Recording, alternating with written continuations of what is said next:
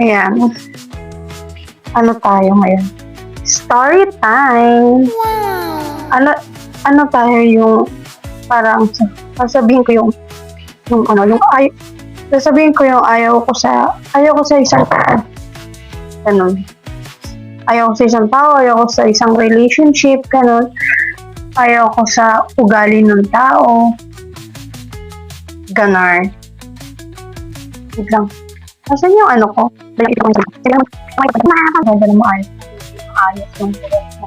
Para kang die. Pwede ba yun?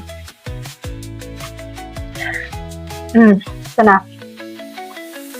Unahin muna natin sa ugali ng tao. Sa ugali ng tao muna tayo. Ito na, okay na. Ay. Sa ugali ng tao. Ayoko yung plastic. Ha? Di ba pinanganak ang tao? So, bakit marunong kayo mo? Joke lang. Ayoko sa lahat yung nagkukunwari ka. Nagkukunwari kang kaibigan kita, friend kita, mabait ka sa akin.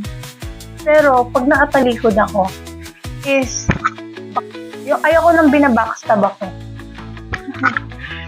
Yes. Tapos, ayoko sa ugali na parang best friend mo ko, ganon, kaibigan kita, close kita, kineme, ang bait-bait mo, ganyan. Pero, pag hindi mo na ako kaharap, sasabihin mo sa iba na ang pangit ko, masama, accept ko na pangit ako. Accept ko naman. Pero alam naman natin walang binuhay ang Diyos ng pangit. So, maganda kayo kasi pinanganak ako. Kaya may say, mga marites. Yan. Hindi ko na na-videohan yung pag-makeover ko kasi last na yan. Kaya ito na yung pinaka Ayan. Oo, napak. Pak.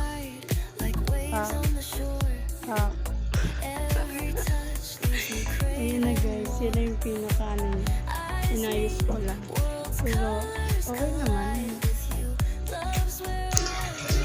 Pa-post pa ako dyan. Alam mo, ganda-ganda talaga. O, diba? Sumimangot bigla. Kasi, anong oras na kasi that time? Gabi na talaga.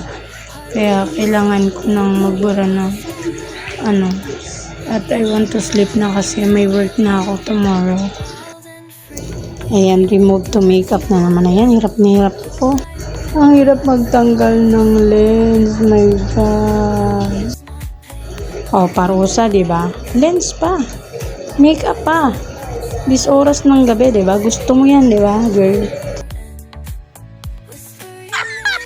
Oh, masakit, diba? Pilitin mo, tanggalin ang contact lens. Kaya magtatanggal na po ako dyan ng aking mascara sa mukha. Diba? Wow! Ayan, sige, kudkod. Kudkod hanggang sa matapos. Kudkod lang po ako. Magtatanggal lang po ako ng makeup dyan. I-remove ko lang siya para inaantok na talaga ako. I-remove ko lang siya kung paano ko i-remove yung ex ko. Ay. Charot. Tanggalin mo yung mga tissue ng pagmumukha mo hanggang sa makudkod mo ng makudkod. Ang dumi yan. Ayan, nagkukudkod lang ako na magkukudkod. Kasi para malinis yung mukha ko at hindi ako magka-pimples. Siyempre kahit naman sino, diba, ayaw magka-pimples. O kahit kayo, ayaw nyo ng ganyan, diba? Kaya kudkudin nyo ng maayos. Huwag kayo magtitira ng kahit konting dumi.